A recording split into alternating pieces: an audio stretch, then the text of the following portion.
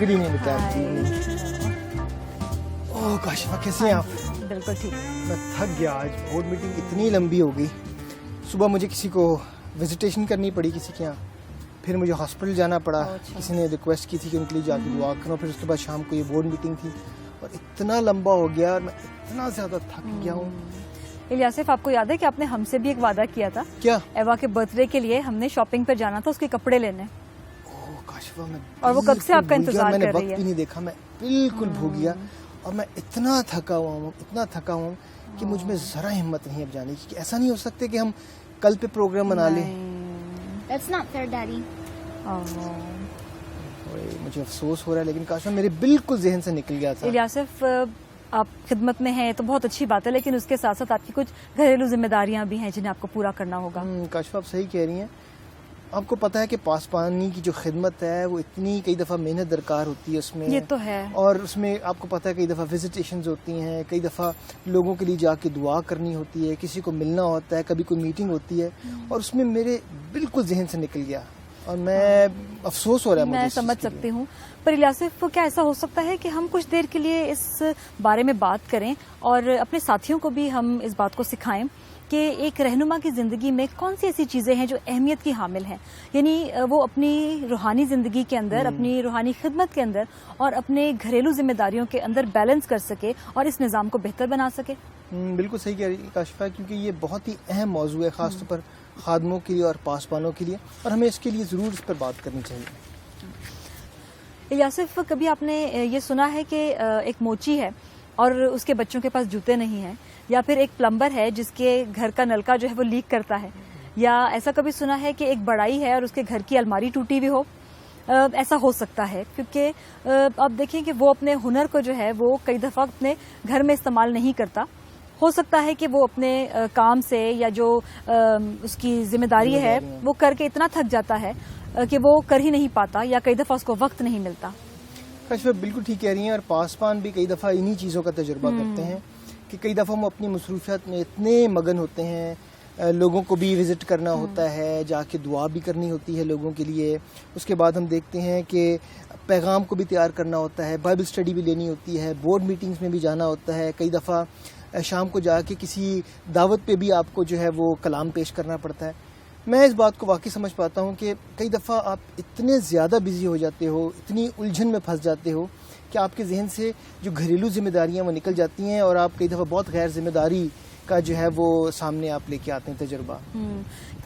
الیاسف, کلام مقدس کے مطابق خادم کا جو گھرانہ ہے وہ اس کی ایک بہت بڑی ذمہ داری ہے, جس کا حوالہ ہمیں ملتا ہے پہلا تموتھیوس اس کے 5ویں باب کی 8ویں آیت میں, اور بڑا خوبصورت حوالہ ہے جو میں آپ کے ساتھ یہ پڑھنا چاہتی ہوں, آپ کی بھی اور اپنی بھی ہدایت کے لیے.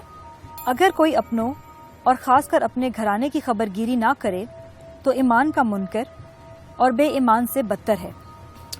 کاشفہ, اس آیت میں ہم دیکھتے ہیں کہ بڑے ہی سخت الفاظ استعمال کیے گئے ہیں, اور یہ آیت جو ہے وہ دنیاوی ضرورتوں کے حوالے سے بات کرتی ہے. لیکن واقعی خادم کی صرف یہ ذمہ داری نہیں ہے کہ اپنے خاندان کی وہ صرف دنیاوی ضرورتوں کو جو ہے وہ پورا کرے, بلکہ میں سمجھتا ہوں کہ اپنی خاندانی ضرورتوں کو پورا کرنا جو ہے اس کا اولین فرض ہے. یعنی کہ اپنے بچوں کے ساتھ اچھا وقت گزارنا, ان کو باہر لے کے جانا, ان کے ساتھ کلام مقدس کو پڑھنا سکھانا, اور پھر ان کے ساتھ دعا بھی کرنا. الیاسف, میں سمجھتی ہوں کہ کلیسیا کا بوجھ رکھنا یا ان کی خدمت کرنا بہت اچھا ہے اور یہ خادم کی ذمہ داری بھی ہے, لیکن اس کے ساتھ ہی ساتھ اگر وہ اپنے گھریلو ذمہ داریوں کی کو بھی بیلنس رکھے اور اس نظام کو بھی بہتر طور پر اگر وہ چلائے تو میرا خیال ہے کہ کلیسیا کے لیے بھی یہ ایک اچھی مثال ہوگی. اور اس کا حوالہ بھی میں آپ کے ساتھ پڑھنا چاہتی ہوں, ایک اور جو کہ پہلا تموتھیوس اس کا 3 باب اور اس کی 4 اور 5ویں آیت ہے, جو کہ میں اس حوالے سے آپ کے ساتھ پڑھنا چاہ رہی ہوں. پہلا تموتھیوس 3 باب 4 اور 5ویں آیت. اپنے گھر کا بخوبی بندوبست کرتا ہو اور اپنے بچوں کو کمال سنجیدگی سے تابع رکھتا ہو. جب کوئی اپنے گھر ہی کا بندوبست کرنا نہیں جانتا تو خدا کی کلیسیا کی خبر گیری کیوں کرے گا.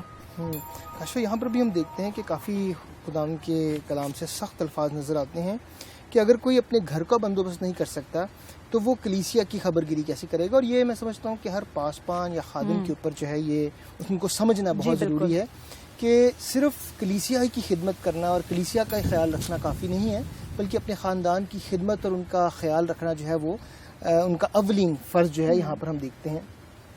اس کو اس طرح کیا جا سکتا ہے کہ کئی دفعہ ہوتا ہی ہے کہ خادم ہو یا پاسبان ہو وہ کوشش کرتا ہے کہ کلیسیا کی ساری ذمہ داری یا چرچ کی ساری ذمہ داری خود لینے کی کوشش کرتا ہے اور خود ہر کام کو کرنے کی کوشش کرتا ہے، جبکہ یہ ایسا درست نہیں ہے.